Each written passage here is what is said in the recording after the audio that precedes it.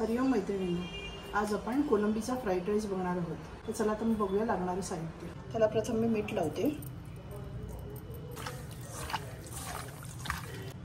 हळद लावून घेते। मी हे 2 चमचे आलं लसूणची पेस्ट घेतली आहे। 1 चमचा मालवणी मसाला लावून घेते। काश्मीरी लाल घेतलेले आहे। आपल्याला ह्याच्यामध्ये दुसरं काही तिखट पडणार नाही आहे, त्यामुळे कोलंबीला आपण लाल तिखट चांगलं लावून घ्यायचे। त्याला चांगलं हळद, लाल तिखट, मीठ आणि आलं लसूणची पेस्ट लावून झालेली आहे। इथे हे 600 ग्रॅम कोलंबी घेतली आहे। ती स्वच्छ धुवून त्याला हळद, लाल तिखट, आलं लसूणची पेस्ट आणि मीठ लावून घेतलेली आहे। आणि 600 ग्रॅम कोलंबी घेतली की नेहमी 100 ग्रॅम कमी, म्हणून इकडे 500 ग्रॅम, अर्धा किलो मी बासमती तांदूळ घेतला आहे। तुम्ही साधा कोलमसुद्धा वापरू शकता। पातीचा कांदा 1 जुडी घेतली आहे। 2 मोठे कांदे कापून घेतले आहेत। हे मी वरती पातीचे कांदे, खाली मी मोठ्या 2 कांदे कापून घेतलेले आहेत। हे अद्रक, साधारण 2 इंच अद्रक मी कापून घेतले। आणि एक अख्खा लसूणचा, एक अख्खी गड्डी मी कापून घेतलेली आहे इकडे। आणि कोथिंबीर घेतली गार्निशिंगसाठी। हे कोलंबी आपण तळून घेणार आहोत।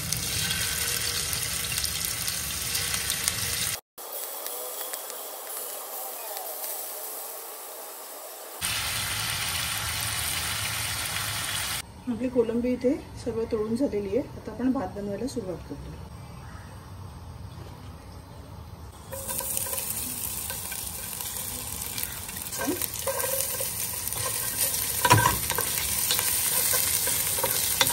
आलं आणि लसूण थोडासा ब्राऊन कलर झालाय, मी त्याच्यावरती कांदा घालते।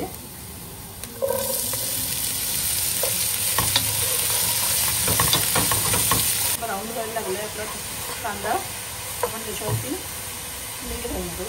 मीठ थोडं घालायचं आहे, पण कोलंबीला आणि तांदळाला आपण मीठ लावून घेतलेलं आहे।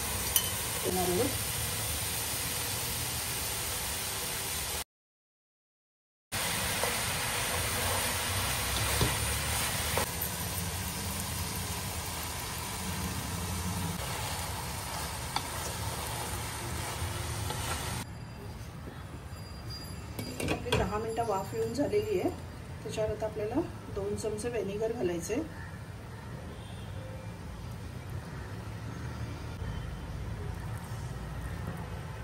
उरलेला पातीचा कांदा घालायचा। भात आपला चांगला रळून झालेला आहे। आता गार्निशिंगसाठी आपण कोथिंबीर घालतो।